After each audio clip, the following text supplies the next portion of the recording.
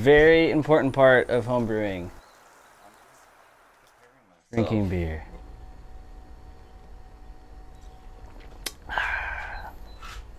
Is yours gonna be better than that? Fuck yeah, it is.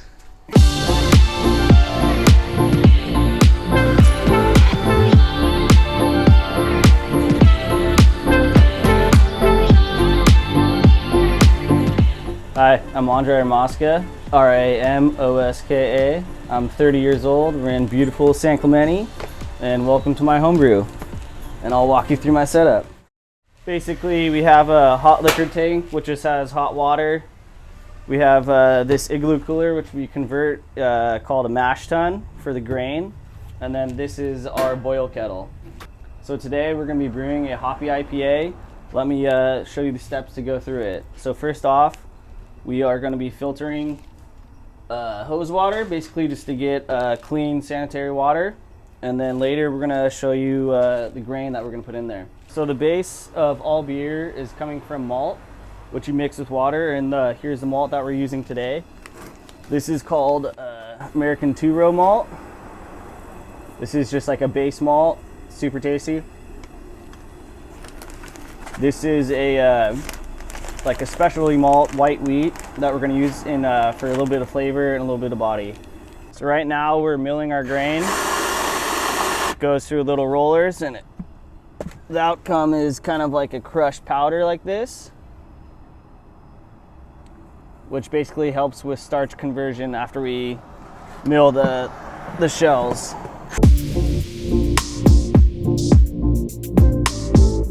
So we have our grain all milled right here. It's nice and fine.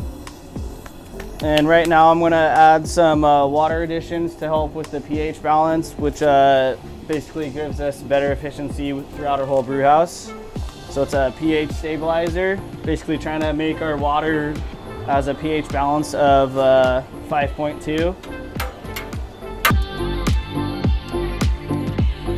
Right here I have a program called Beersmith to help calculate kind of bitterness and how much potential alcohol there is in there.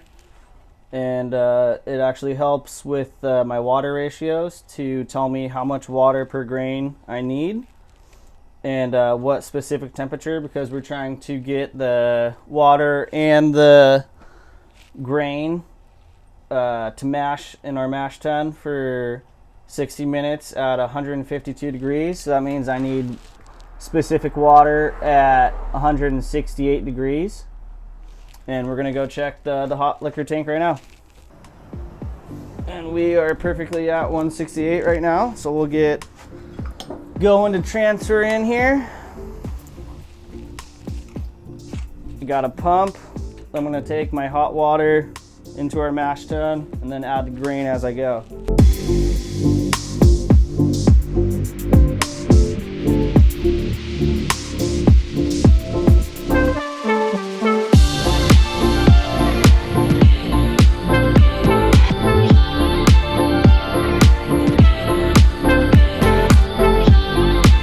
And this process is called mashing in.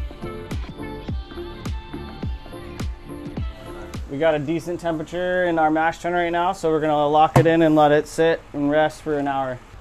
Yeah, so now I'm just filling more clean water to sparge onto my mash. In the process you'll see later. So our 60 minutes is just about up. We're going to recirculate through here through our pump, and then we're going to recirculate it back into here slowly. And what this does is that it clarifies the beer, so it kind of filters itself on top of the grain, so all the grain is filtering itself basically. And we'll go ahead and do that.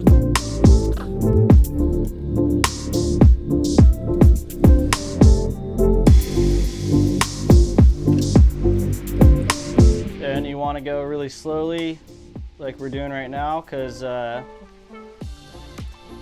we don't want to suck too hard coming out of the bottom, and then we don't want to disturb the grain bed, so we're trying to keep it nice and even. Nice slow flow rate like this.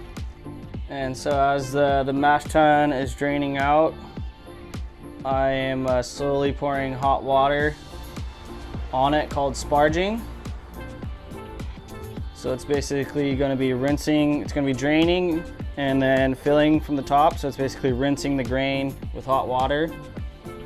And ideally it would be nice to have 2 pumps, because then I just have 1 pump going to this one and just have the same flow rate. So it just constantly is going through the mash tun. But I have to do this little method where you just try not to disturb the grain bed, like I was saying, and just slowly pour it in top.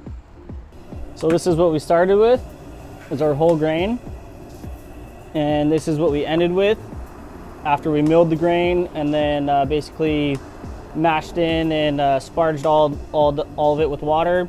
So you taste this, and it's flavorful, sugary, has a lot of sugars in it. You taste this, don't taste any flavor, no sugar, and that's what you want. So right now we're basically gonna be measuring how much sugar is in the water with this refractometer, and I'm just putting a little bit on there.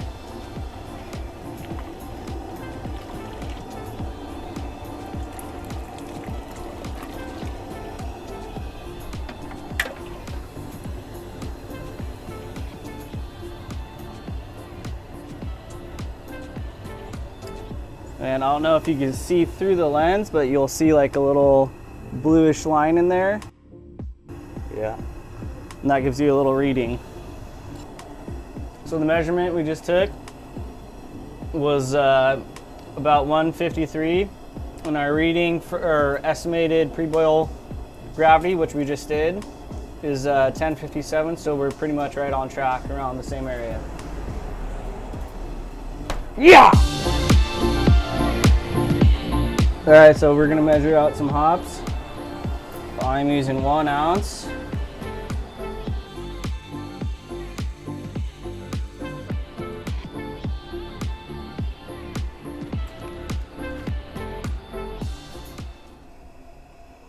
Oh damn, it smells good. You gotta smell that.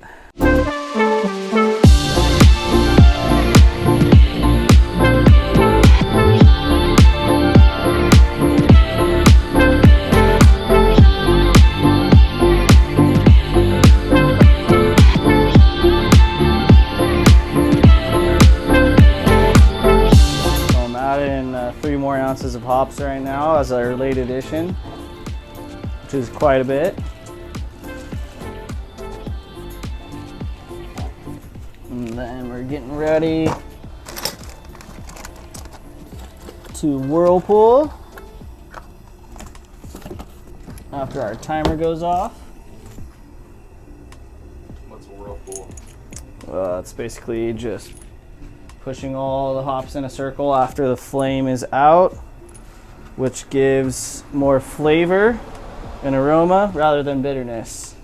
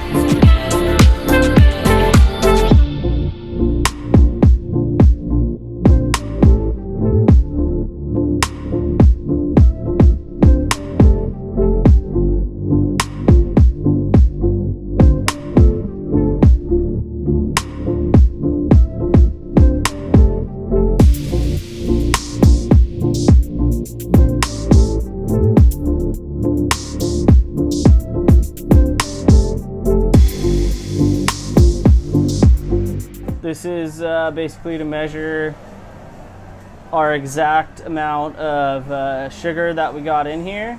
It's called our original gravity, or OG. So basically I'm just taking a sample And that looks mighty fine good to me right there.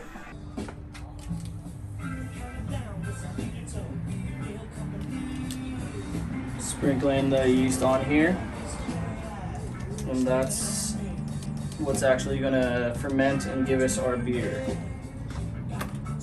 So we sprinkled our yeast. It's gonna eat up all those sugars that we stripped from the grain. And then the byproduct of that is gonna be alcohol. So all we gotta do is just wait and time now. How long? About 2 weeks, and then I'll check up on it. About 3 days to the end of the 2 weeks. I'll add more hops just to give it a little bit more flavor. And then it should be a super good beer.